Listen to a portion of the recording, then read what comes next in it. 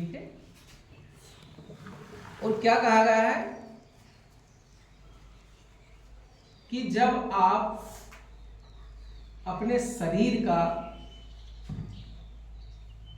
पूर्ण रूप से उसकी क्षमता के अनुसार, पूर्ण रूप से उसकी क्षमता के अनुसार अगर हम उसके उपयोग करना चाहें तो शरीर को पूर्ण रूप से स्वस्थ रखना बहुत आवश्यक है। ठीक है। निरोगी काया, क्या कहा गया है? निरोगी काया। निरोगी यानी हमारे शरीर में किसी भी प्रकार की कोई भी बीमारी घर नहीं बनाए, उसको बोलते हैं निरोगी। रोगी तो सब हो सकते हैं, पर निरोगी हमारे शरीर के अंदर ऐसी कोई भी बीमारी ना रहे जो भविष्य में हमारे शरीर को नुकसान पहुंचा सकती है। तो अब बीमारी हमारे अंदर घर नहीं बनाए, इसलिए हमें योग का बड़ा महत्व समझाया गया है। और आयुर्वेद कहता है कि हमें प्रातः उठते हुए सबसे पहले योग करिए। अगर हम संसार के लिए सब कुछ करते हैं, हमारे लिए सब कुछ करते हैं, परिवार के लिए सब कुछ करते हैं, हमारे भाई बहनों के लिए सब कुछ करते हैं, लेकिन हम अपने शरीर के लिए क्या करते हैं भाई? उसके लिए तो हमारे पास टाइम ही नहीं है। तो इसीलिए आयुर्वेद ने कहा है कि सर्वप्रथम प्रातःकाल उठकर, जैसे ही आपने बिस्तर छोड़ा तो कहता है कि सर्वप्रथम आपको उठते से हमारा मुंह जैसा कि तैसा हो, प्रातः का गंदा मुंह है हमारा, हमको वैसे के वैसे एक गिलास जल को पी लेना चाहिए। क्यों कहा है ऐसा भाई? ठीक है, इसलिए कहा है कि रात भर की हमारे मुंह के अंदर जो लार होती है, लार समझते हो अपने अपने मुंह में जो लार टपकती है, वो बहुत लाभदायक है भाई। उसको इतना स्वस्थ रहने के लिए वो लार जब हमारे पेट में वापस चल जाएगा तो हम लोग जब फ्रेश वगैरह होने जाते हैं तो उस समय हमारा पेट पूरा साफ हो जाता है। वो लार अगर पेट में चली गई हमारी तो हमारा पेट पूर्ण रूप से साफ हो जाएगा।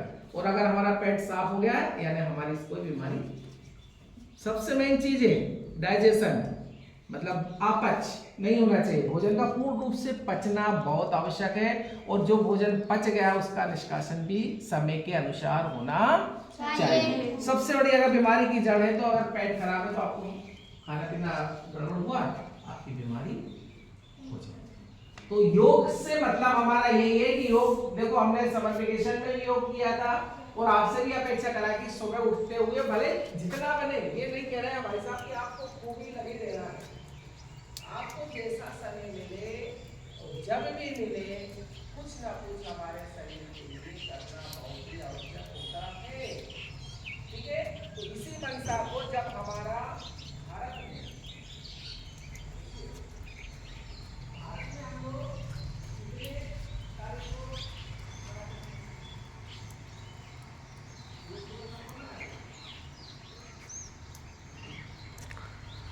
पीएम श्री एकीकृत शासकीय माध्यमिक शाला बाबरी, तहसील सिवनी-मालवा, जिला नर्मदापुरम, मध्य प्रदेश आज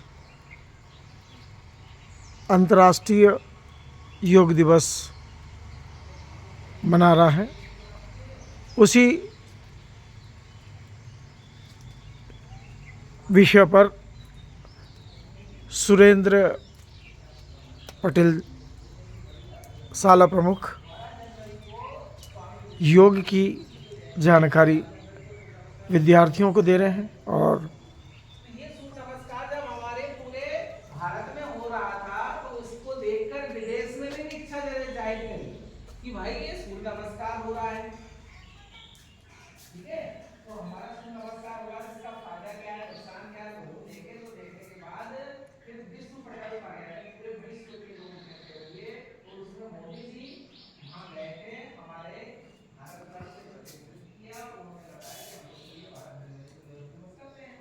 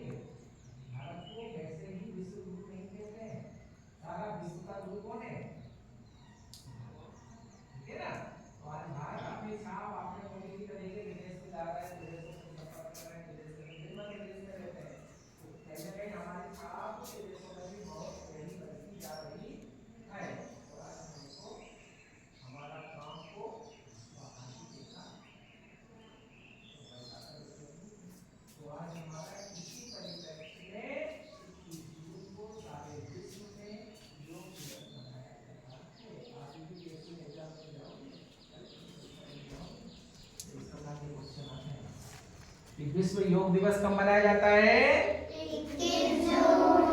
21 जून को मनाया जाता है। 21 जून को विश्व योग दिवस मनाया जाता है। ये आप लोग थोड़ा सा ध्यान रखें, ये थोड़ा क्वेश्चन हम लोग को भविष्य के लिए भी रखना चाहिए। जब तक हम कोई प्रैक्टिकल कोई काम ना करें तब तक हमको हमारे दिमाग के अंदर वो छवि नहीं बनती है, ठीक है ना। तो छवि बनाने के लिए किसी भी चीज को हमको करना पड़ेगा, है ना। गणित को हम करेंगे, कर कर देखेंगे, जब तो हमारे दिमाग में वो पूर्ण रूप से छवि होगी। जब कोई चीज को भगवान का चित्र देखेंगे तो ही तो हम उसके प्रति आस्था होगी, है कि नहीं। देखिए आपने कल हमने एक वो बात पढ़ रहे थे कि कल हमने को जो एकलव्य था, एकलव्य ने केवल गुरुजी ने उनको पढ़ाने से मना कर दिया था, उनको दीक्षा देने से मना कर दिया था, उनको शिक्षा देने से मना कर दिया था, पर उनने तो अपना गुरु मान लिया था। अब गुरु माने चाहे ना माने, ठीक है ना। गुरु माने चाहे ना माने भाई, आपने तो